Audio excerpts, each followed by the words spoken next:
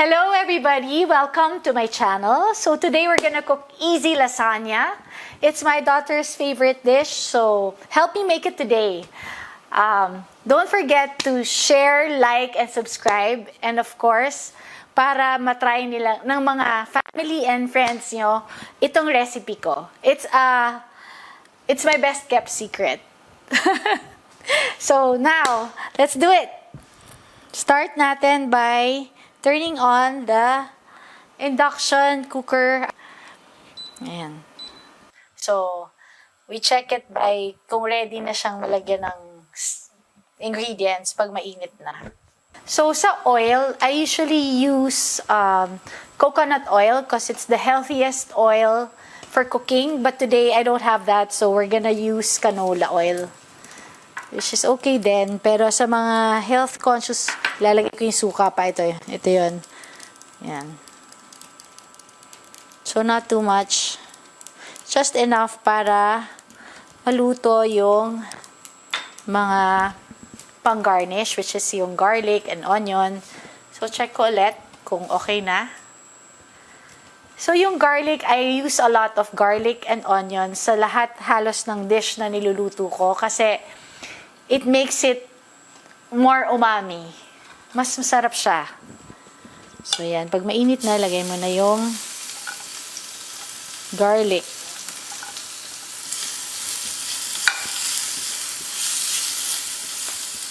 Napansin ko lang sa mga cooking stove and itong mga induction cooker or yung ordinary na, halimbawa, yung super kalan, mas mabilis uminit yung pan pag itong induction cooker ang gamit ko. Para ang bilis niyang uminit. Sobrang efficient niya. Ayan o, halos masunog na. So, hinaan natin.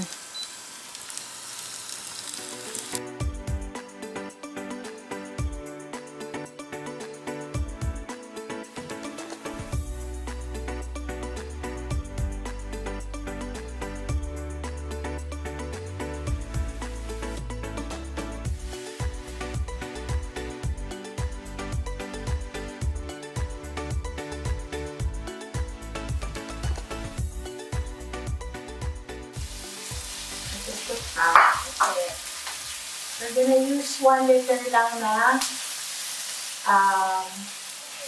tomato sauce or spaghetti sauce kasi maliit yung pan ko. Again, I forgot to buy a bigger pan for this cooking show.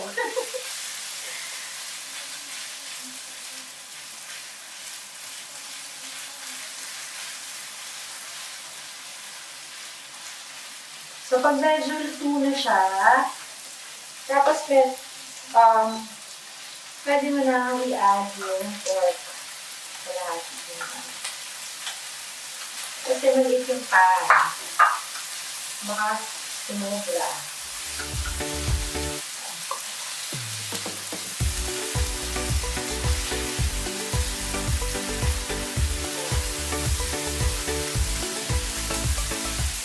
I like my meat also na lumabas yung fat.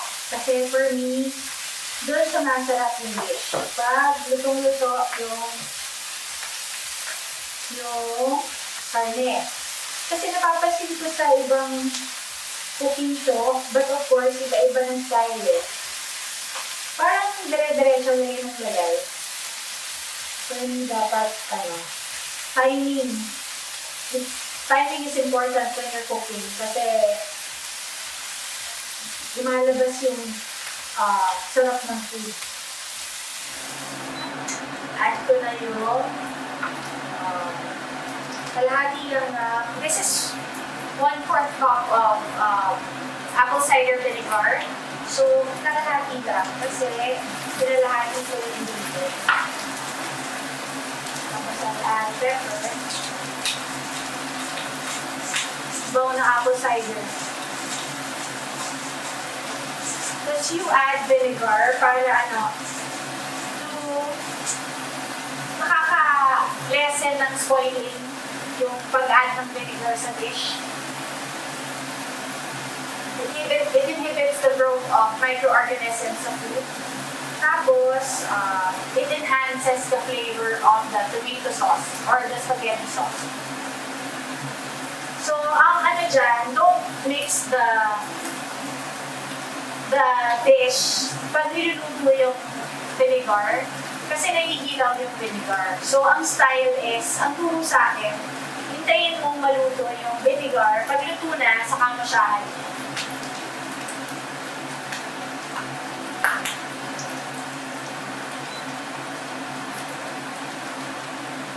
So, we'll put 1/8 cup of the soy sauce.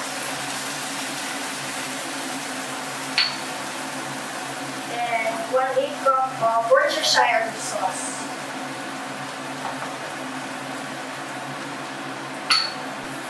Pwede ko na dito.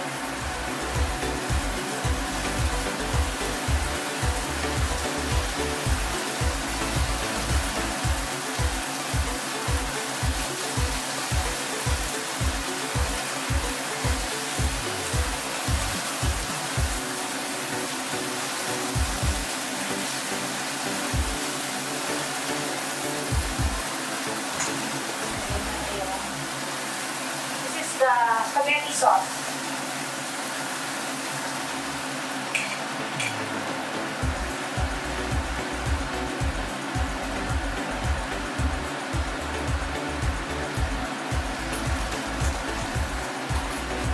So yun, yung pagluluto ka ng spaghetti or ng tomato sauce, napansin ko may hindi siya tumalamsik.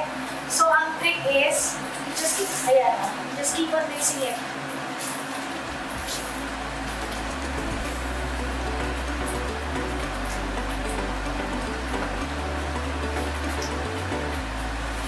So mainit siya pag ganito.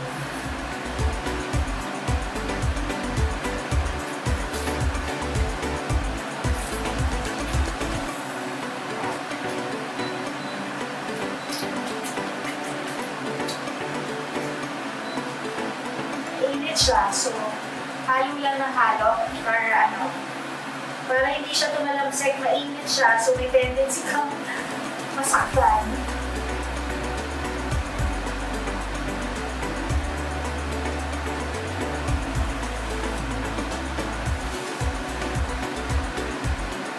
Tapos, medyo malaki yung pan. I can add some more tomato sauce.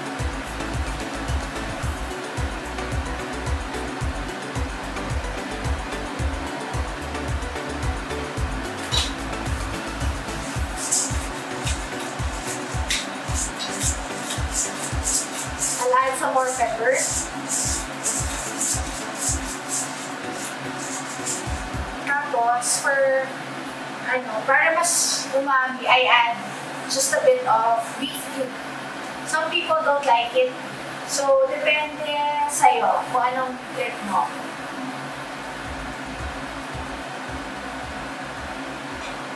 So, we're almost done. Biglaan lang natin kumulo yung dish. And then maybe simmer for a bit para lumabas talaga yung lasa niya. Tapos syempre, titikman natin kung masarap pa siya, kung anong kulang. Tapos, we're good to go.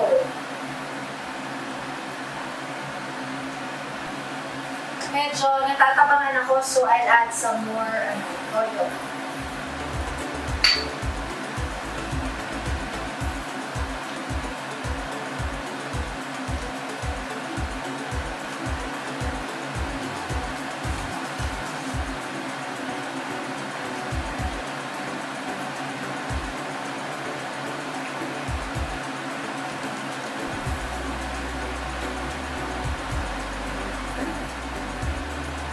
Sa mga baguhang cook, ang advice ko is don't judge yourself.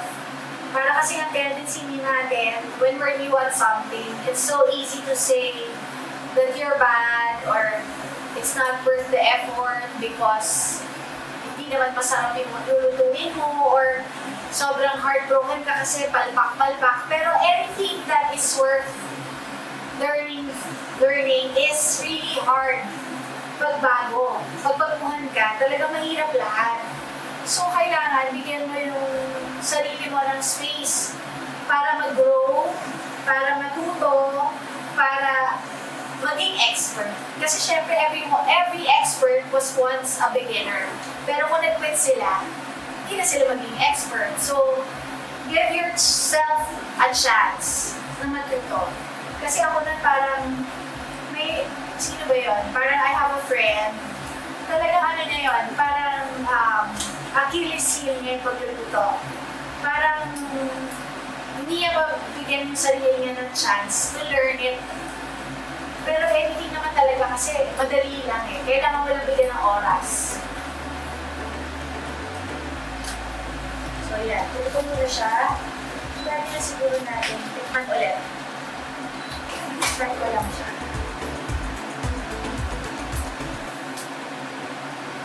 Masaya na. Kanina mataba. Sarap. So next part is the white sauce. So now we're gonna make the white sauce of the lasagna to make it more creamy and more delicious. Kasi our kids love anything creamy. So the first thing is you use the butter and the milk. We're gonna open the milk first. So kung meron kang preferred brand, use that. Pero I like this brand kasi it's not so expensive tapos super sarap na rin siya. Kasi diba pag mami ka, kailangan wise misis. Kailangan marunong ka magtipid. Lalo na sa panahon ngayon, everything is so expensive. Like, nag-increase ng mga 100%, mga 50% to 100% lahat ng commodities. So, dapat marunong tayong magtipid. So, first we put the butter.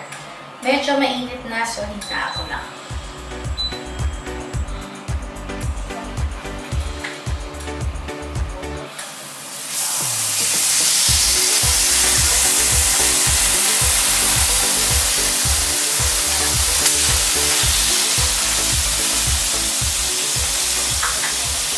Parang hindi ako sarap ng butter, kaya huwag magtitirin.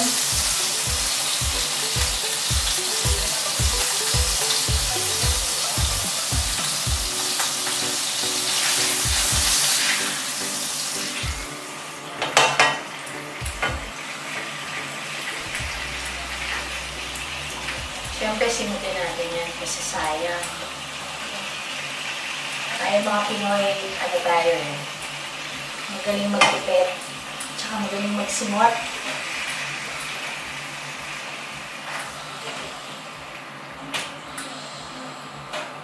So, after nun, lagay mo na yung flour. I use pancake mix kasi this is my favorite pancake. So, kalahati lang kasi I just use one bottle. Kasi I don't want it too thick.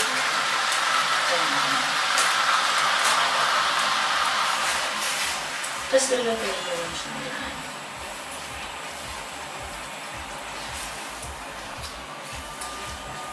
I like my lasagna very creamy, very cheesy. Yeah. I like it like that. Kung may budget, you add more meat. Kasi ang mahal na ng karne ngayon. Nalulungkot ako. Sobrang mahal na ng karne.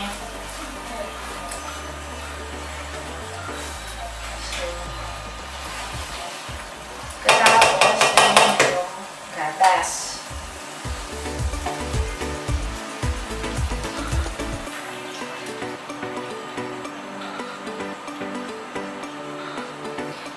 Your kids will surely love this kasi it's very creamy, very delicious. Baka pipigilan mo silang kumain kasi nakakataba lasagna. Sobrang sarap.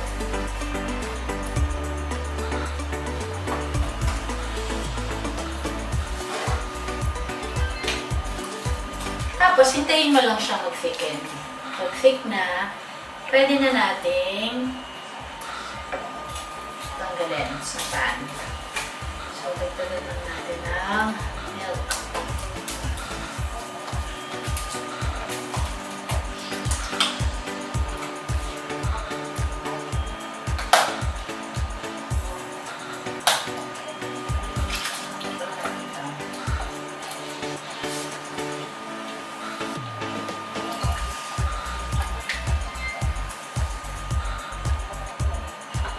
then after this, we already boiled the pasta. So we're gonna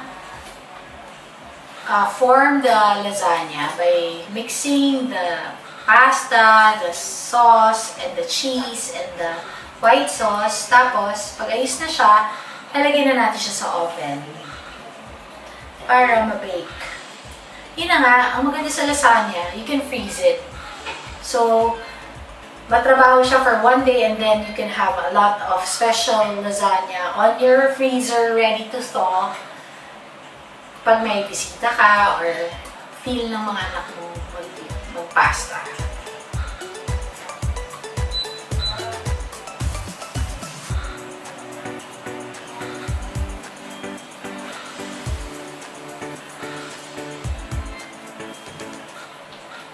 Tapos may danger pala siya na masunog sa ilalim. So, what you do is, you always scrape the underneath. Yun yung mga mistakes ko nung una ko siyang niluluto. Lagi ako nasusunugan. Kasi hindi ko alam na nasusunog yung ilalim. So, yeah. So, pag may nasunog, lalasa na siya sa buong dish. So, you don't want that.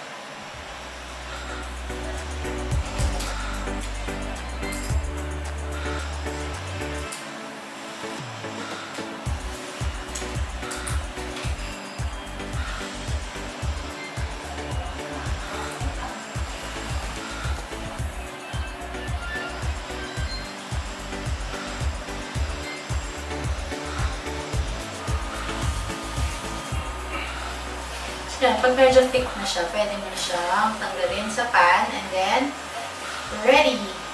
Ready to cook na siya. Pwede na siyang it's cooked. So, pwede mo na siyang paghaluin sa lasagna tray. Ayun, okay na. Pero danger nga niyan, pag stinap mo ng kakahalo, masusunod yung ilalim.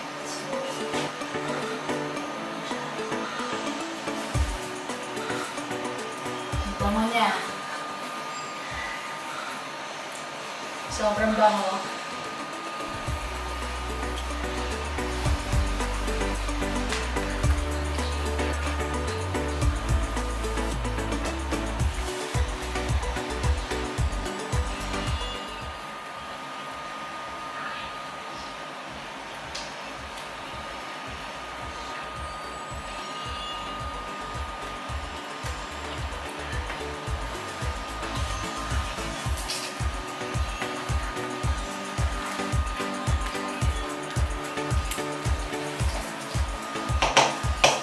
So we're done. We're gonna do the lasagna tray. Nasa layering na tayo ng lasagna. So, first layer. So, ganun lang kadali. Nakita nyo kung gaano kadali yun. Ang secret dito, huwag mong tipirin yung sauce. Tapos, huwag mo rin tipirin yung cheese. Kasi nilayer mo naman.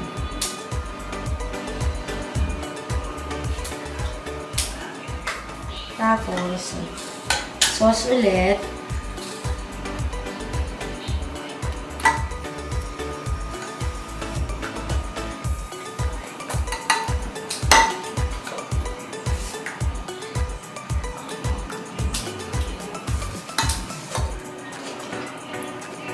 Pwede mong dagdagan, pero huwag mo na sigurong bawasan. Dapat mukha siya talagang red. Meron lahat sauce. Tapos yung white. Ayan, sobrang creamy niya na.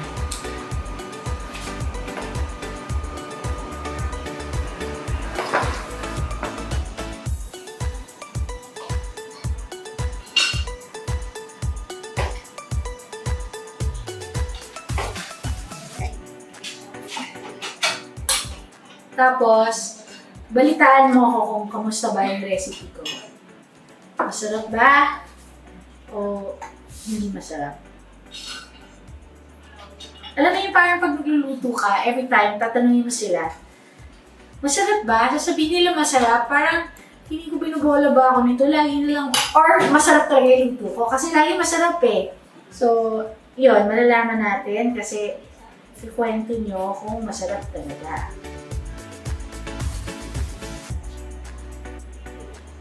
Yung secret dyan is quick melt cheese na use it generously. Kasi nga, pag nag-order ka, wala kang control. Pag nag-order ka sa labas, wala kang control kung gaano karami nilalagay nila. So, ikaw, you can put as much as you want. Kasi it's your dish.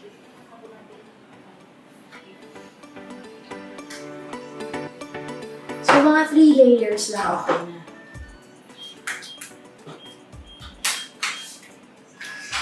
My daughter's coming home now.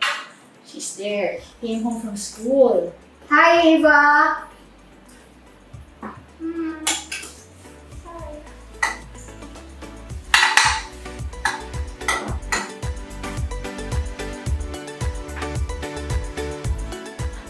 Tapos, yung white lang again. See, hindi siya nasunog.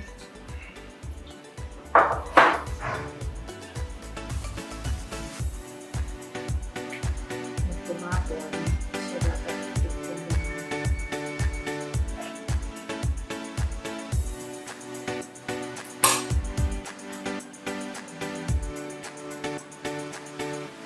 Tapos, pwede mo na i-preheat yung oven. Tapos, lumihan mo ng cheese.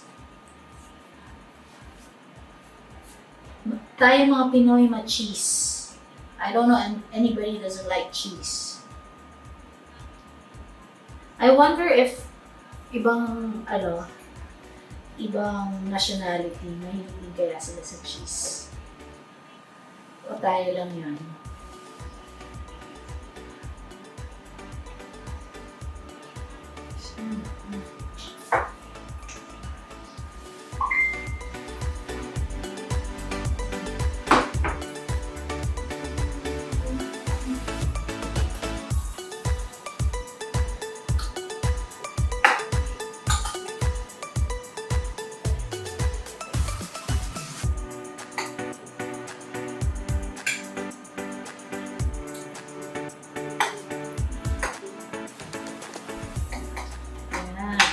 Na.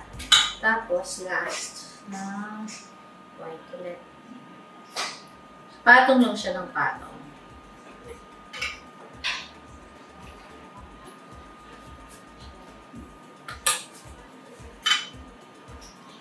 Tapos ang generous, diba? Ang kapal yung nilalagay ko. Sobrang sarap dito.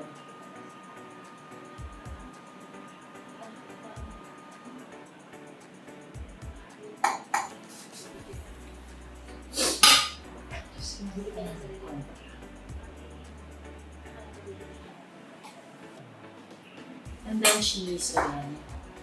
Tapos, lalagyan na natin ng aluminum foil. And then we're gonna bake it for 30 minutes. And then we're gonna eat it.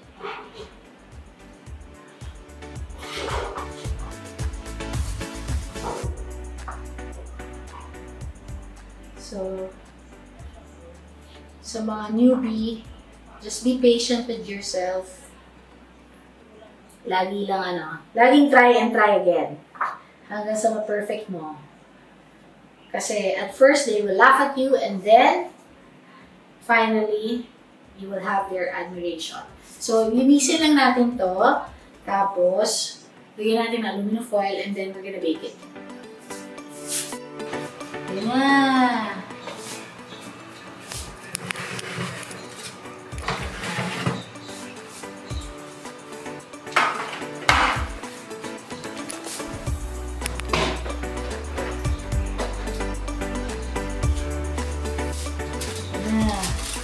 Dadadan! Tapos, hindi pa pala luto, ano? Ta-da! Ooh, look at that! That is so good! Pwede pa siyang ma-toast ng konti. If you have time, you can still toast it some more. Kasi parang I cooked it for mga 25 minutes. Ay, hindi! Nakalimutan ko. I need to bake that again. Na walang foil.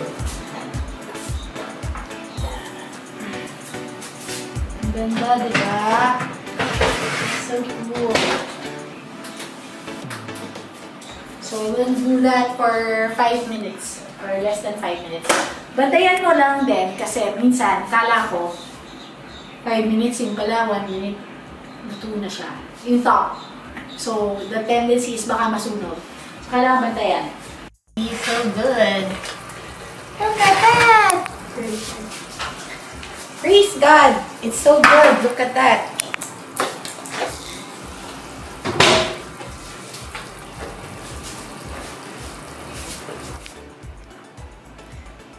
For the best part, syempre yung tasting part. Kamusta ba ang luto ko? They will tell you. They will tell you it's good or else they won't get paid. Joke lang.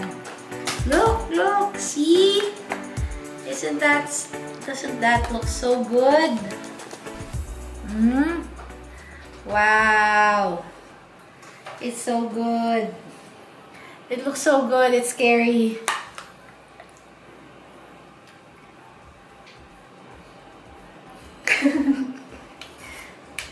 Kuya, titikman ko muna, tapos come join me.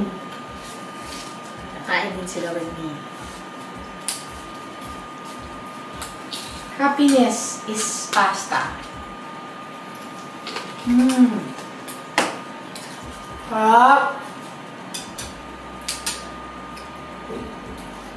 Do this and you're gonna thank me.